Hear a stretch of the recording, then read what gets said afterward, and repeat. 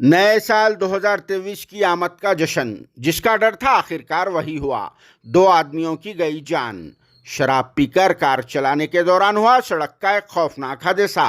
जिसमें 2 इंसानी जानें ज़ाये हो गई और फिर 4 लोग जख्मी भी हो गए। जी हां, ये अफसोसनाक खबर है बंजारा हिल्स रोड नंबर 3 पर मौजूदा एक तेलुगु टीवी न्यूज चैनल के रूबरू टिफिन सेंटर के पास की, जहां एक तेज रफ्तार कार ने टक्कर दे दी, जिसके नतीजे में अलग सुबह टिफिन करने के लिए पैदल जाने वाले 2 आदमी मौत की नींद सो गए और इस खौफनाक हादसे में कार में सवार 4 लोग जख्मी भी हो गए, जिनमें प्रणव, वर्धन और इनके 2 साथी शामिल है।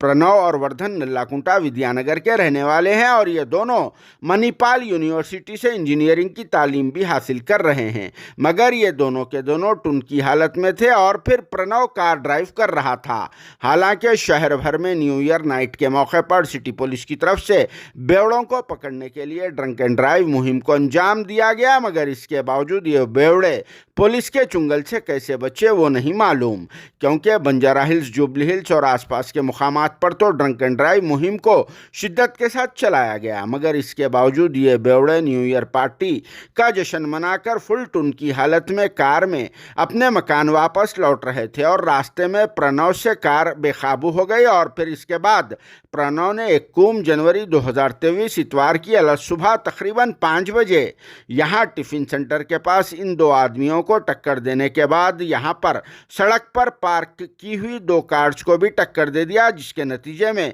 इन दोनों आदमियों की स्पॉट पर ही मौत वाक़ई हो गई और फिर इस खौफनाक हादसे में कारों को भी बुरी तरह से डैमेज हुआ। इस हादसे की इत्तला के बाद पुलिस अमले ने स्पॉट का मुआयना किया और फिर प्रणव व वर्धन को अपनी हिरासत में लेकर तहकीकात का भी आगाज कर दिया है। तो चलिए इस मौके पर पेश है इस खौफनाक हादसे के कुछ मनाजिर।